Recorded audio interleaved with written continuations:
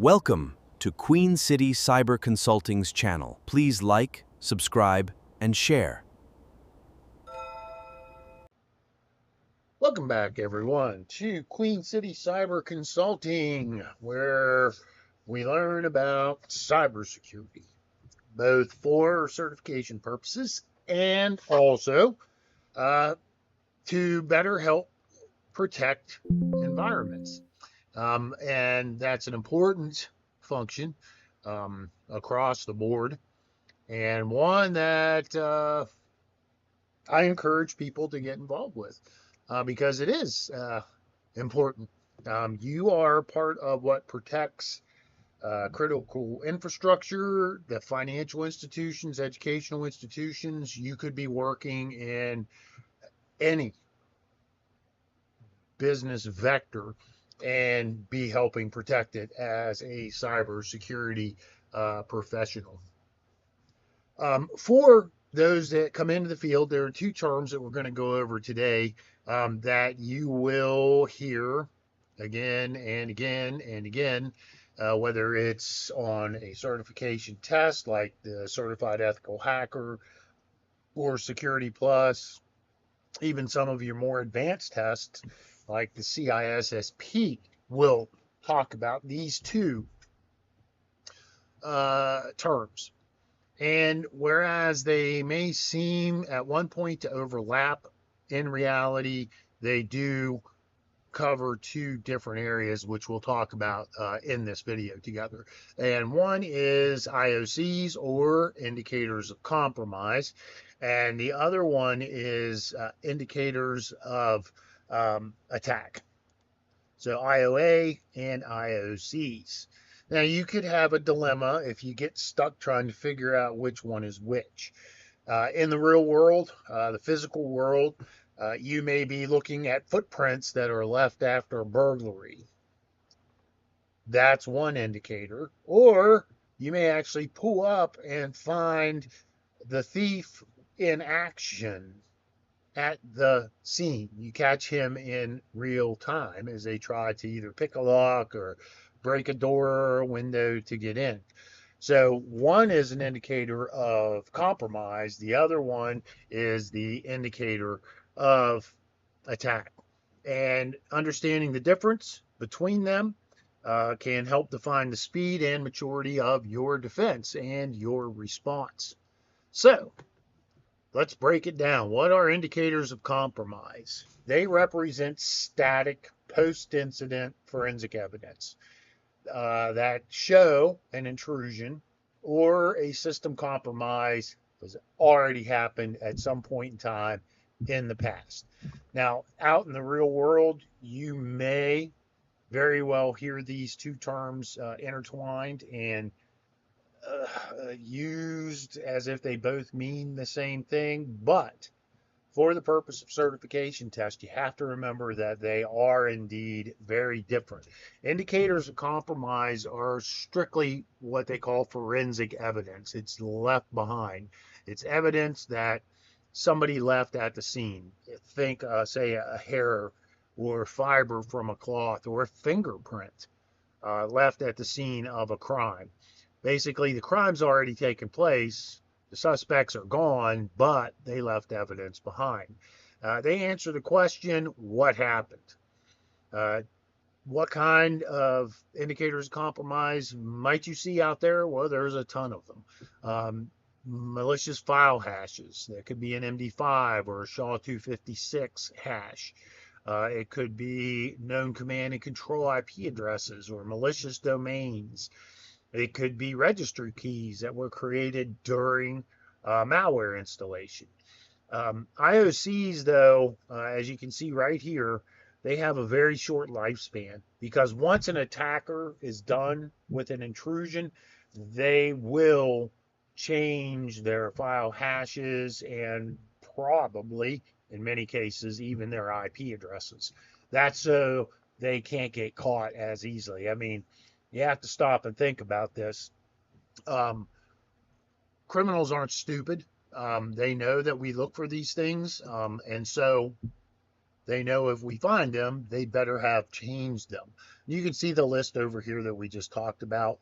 Um, SIMs, firewalls, antivirus, EDRs are known as signature-based systems that are used to catch these kinds of threats, file hashes, your command and control or C2, and system registry keys are all ones that are used as indicators of a compromise.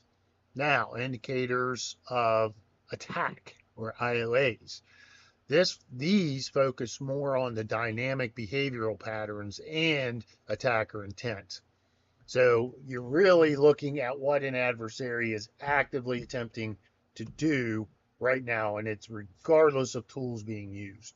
It could be a malware infection, it could be ransomware infection, it could be data exfiltration, whatever it may be. The point of an indicator of attack is that the attack is ongoing. The bombs are dropping, so to speak. It has a temporal state here.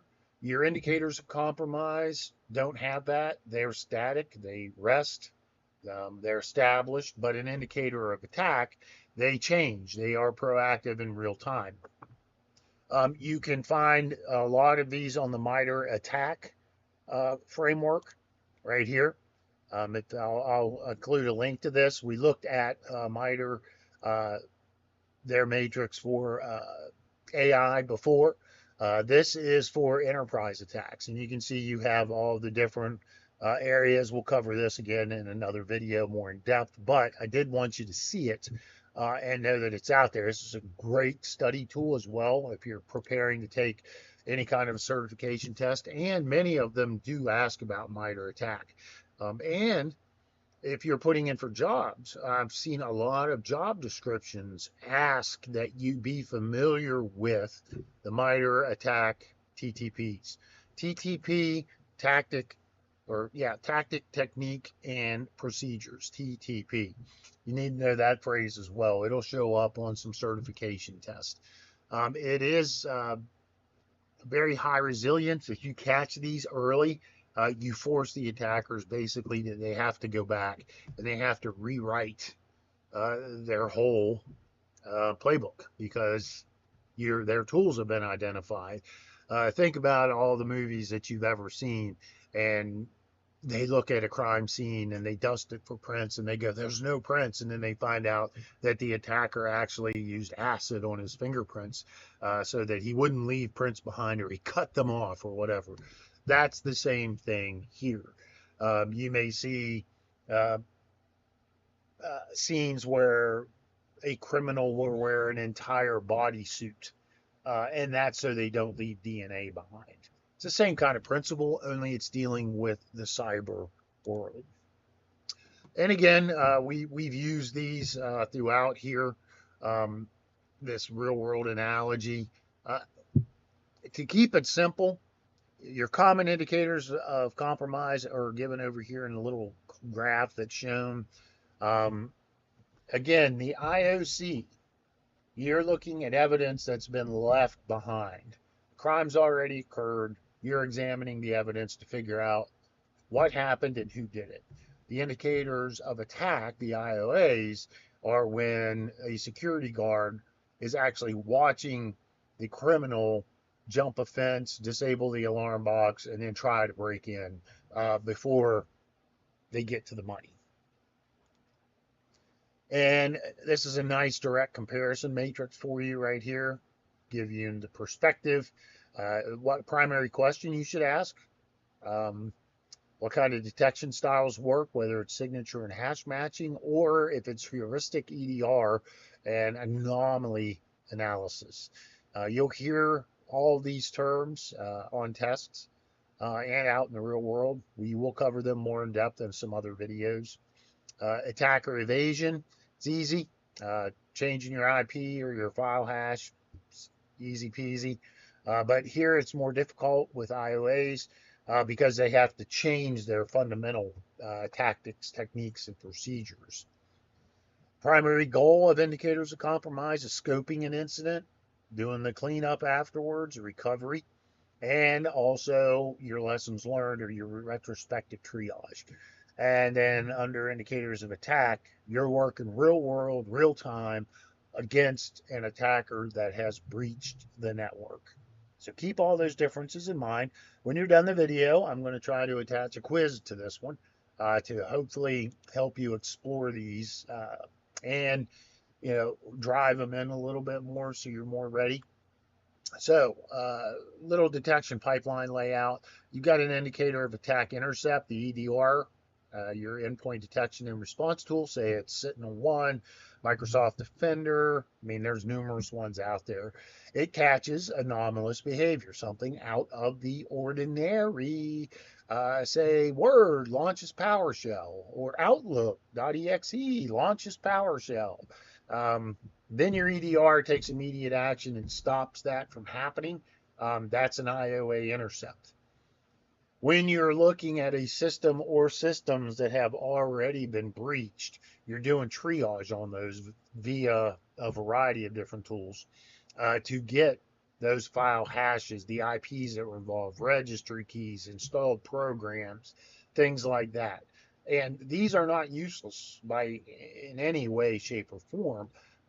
You do need to update your EDR tools, your firewall rules, and things like that, especially as you learn more about the TTPs of the attacker during this incident.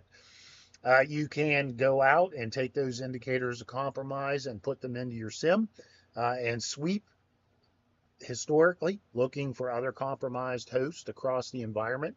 Oftentimes, attackers don't stop at the initial infection vector. Oh, no, no, no. Why ever would they do that? They're going to move to other hosts, hopefully, one, to hide their presence, and two, to discover those hidden gems that are within that network. And finally, you do rule hardening, which is you convert your indicators of attack into new SOAR rules, and also extracting those IOCs to active block list. For example, you may get a list of IP addresses that were involved in that attack. Well, you're going to block those on your firewall. You don't want them coming back at any time. And we will hopefully be able, at some point in time, get into a real attack so you can see, what that might look like in a real world incident. So always, you want to stop the attacks before the impact. And this requires you elevating your knowledge and your experience from just reactive checking of alerts to real-time threat hunting. And that's part of what indicators of compromise and indicators of attack do for you. However, if you go into the incident response or digital forensics field, you're going to be working more with the IOCs than the IOAs. But there is bleed over in the environment.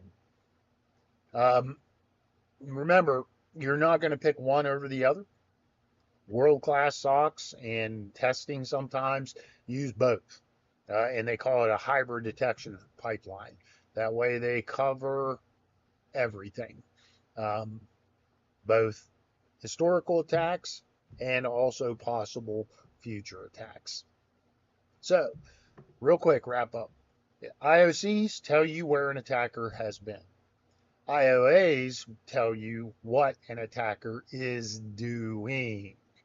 By combining the two, you can help your organization build a resilient, real-time threat hunting program.